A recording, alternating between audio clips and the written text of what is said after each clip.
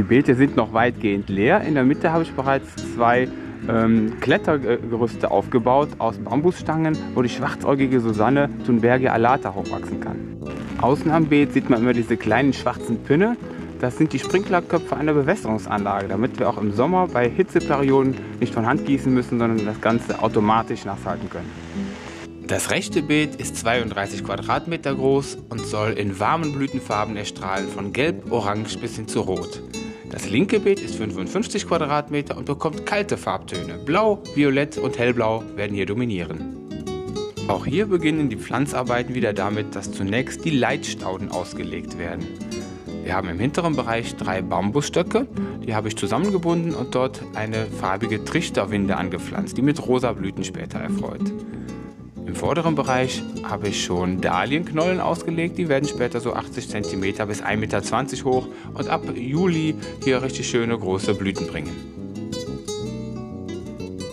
Zwischen den höher werdenden Sommerblumen, die wir gerade gesehen haben, ist noch jede Menge Platz. Da kommen dann flacher wachsende Sommerblumen hin, die den ganzen Sommer über in verschiedenen Farben blühen. Dazu bin ich dann in verschiedene Gartencenter gefahren, habe den Kombi vollgepackt und mich mit dem nötigen Pflanzenmaterial eingedeckt. Noch stehen die Pflanzen hier Mann an Mann und kunterbunt durcheinander. Beim Auslegen werden sie aber dann farblich sortiert, damit jedes der beiden Beete seinen farblichen eigenen Charakter bekommt. Es handelt sich dabei um ganz normale Sommerblumen, die im Frühling in jedem Gartencenter erhältlich sind. Wir haben hier zum Beispiel Petunien, die sind bekannt aus Balkonkästen, die dann sehr schön herunterwachsen. Flach gepflanzt im Beet werden sie sich teppichartig ausbreiten. Des Weiteren haben wir hier den Leberbalsam, eine kleine zierliche Pflanze, die in blau-violett erblüht, sowie Tagetes, die Studentenblumen als Tagetes patula-Hybriden in Orange mit Rot, in einem dunklen Gelb, in einem hellen Gelb, was sich farblich sehr schön abstufen lässt. Dazu stehende Geranien, auch hängende Geranien, die sehen jetzt ein bisschen mickerig aus, die waren ein Sonderangebot, weil sie wohl im Laden nicht richtig gegossen worden sind, aber die wachsen auch wieder schön, wenn sie Licht und Wasser kriegen.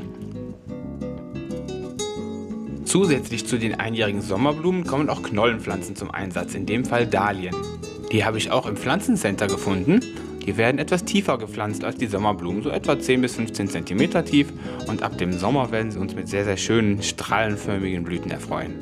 Die kahle Garagenwand des Nachbarn soll auch etwas aufgelockert werden, in dem Fall pflanzen wir Kletterpflanzen davor, und zwar die Kaiserwinde. Die wird aus Samen einfach eingesät und wenn die Pflanzen später größer werden, stecke ich dann Bambusstöcke dran, damit sie dran emporwachsen können. An den hässlichen Stabgittermattenzaun zum Nachbarn sähe ich Edelwicken, die dann später ein Blau erblühen.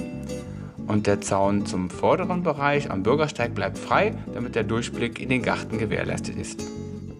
Mit am meisten freue ich mich auf die Kaiserwinde, Ipomea tricolor. Die geht ab wie ein Zäpfchen, da kommen Blüten ohne Ende dran. Ich hatte sie schon mal 2003 im Vorgarten und die hat richtig Spaß gemacht.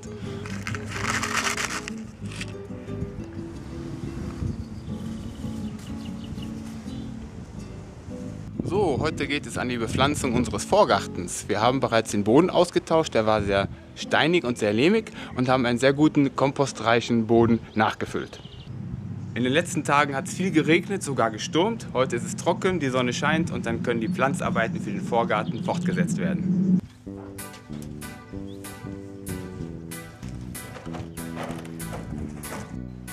Zunächst einmal lege ich die Pflanzen kistenweise neben dem Beet aus. Dabei sortiere ich sie nach Farben, von weiß über blassgelb, gelb, hellorange, orange bis hin zu rot. Anschließend werden die größten Pflanzen verteilt. Mit ihnen halte ich einen gewissen Abstand von den Sprinklern, damit die Beregnungsanlage auch später das gesamte Beet abdeckt.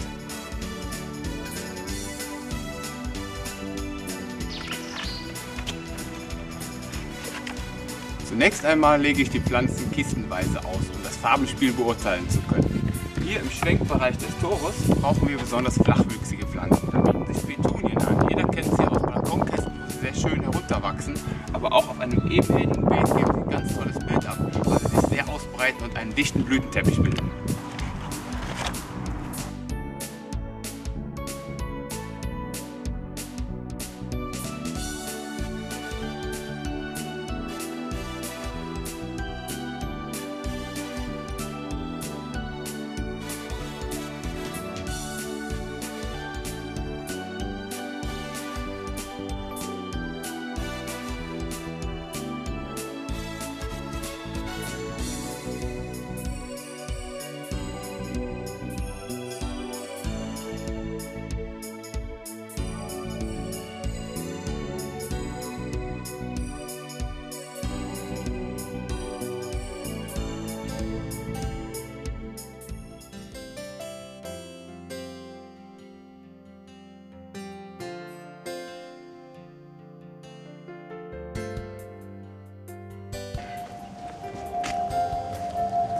Pflanzen werden farblich sortiert. Wir machen im vorderen Bereich einen Übergang von dunkelblauen über violette, hellviolette, rosafarbene, weiße bis hin zu roten Pflanzen.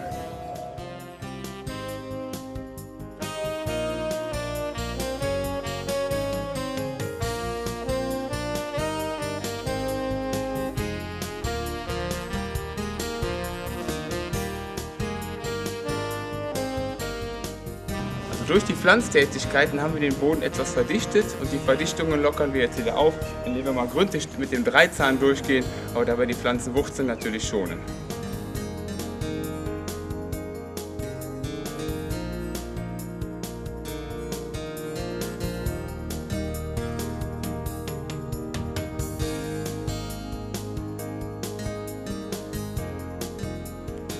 Und so sehen die Beete dann unmittelbar nach der Bepflanzung aus.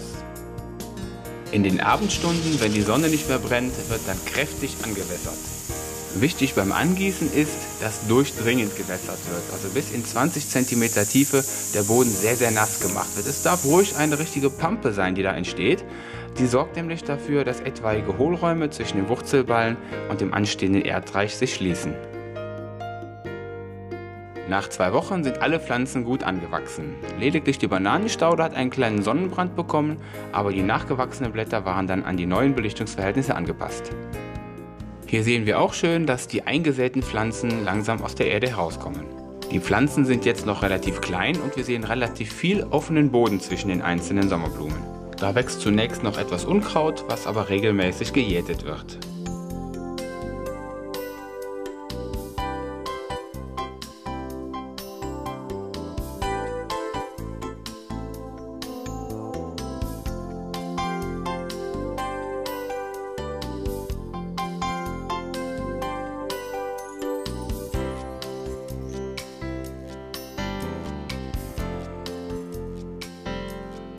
Im Hochsommer dann erstrahlt das Beet in voller Blütenpracht. Die Bananenstaude hat sich regeneriert und die schwarzäugige Susanne ist bis an das Ende der Bambusstäbe emporgewachsen. Die Sonnenblumen stehen kurz vor der Blüte und die Chrysanthemenbüsche werden immer größer.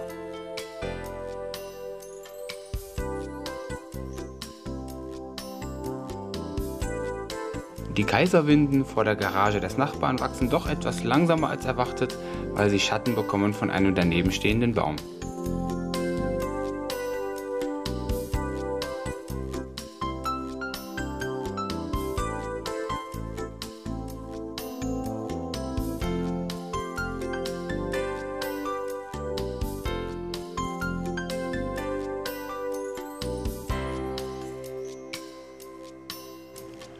Die Dahlien sind inzwischen zur Blüte gekommen und harmonieren farblich sehr schön mit den fleißigen Lieschen und den stehenden Geranien.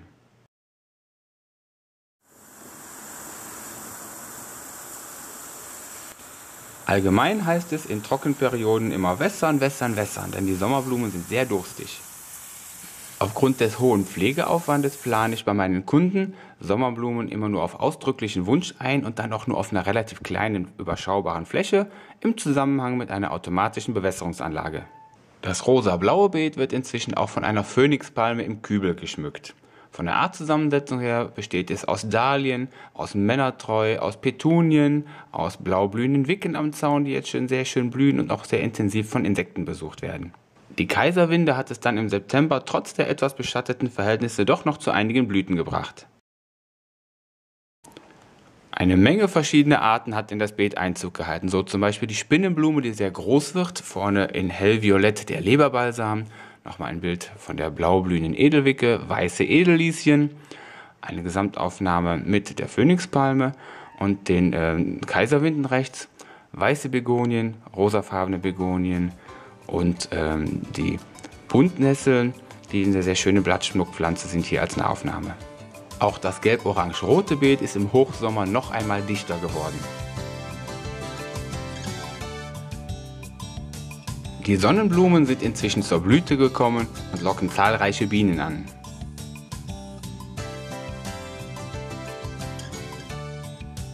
Die schwarzäugige Susanne hat nochmal mehr Blüten entwickelt und die Studentenblumen erfreuen mit ihrem würzigen Duft. In dem Jahr hatten wir besonderes Glück mit dem Wetter, weil es bis Ende November frostfrei blieb.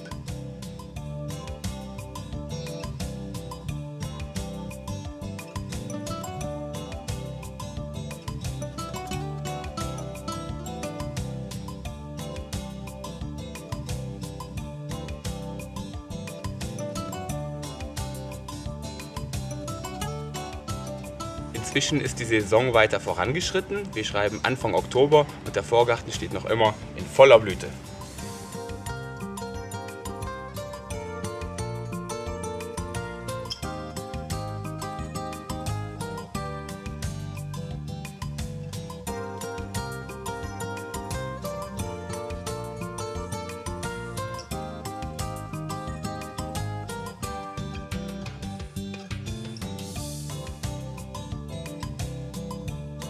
Die schwarzäugige Susanne in Orange hat mit einer Rankhilfenverlängerung inzwischen eine Höhe von über 3 Metern erreicht.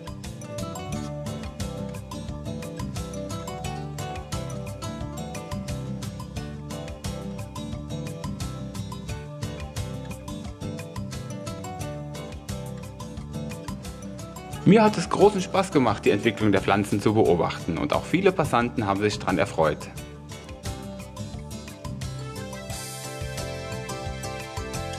Das war's für heute. Ich sage danke fürs Zuschauen und auf Wiedersehen.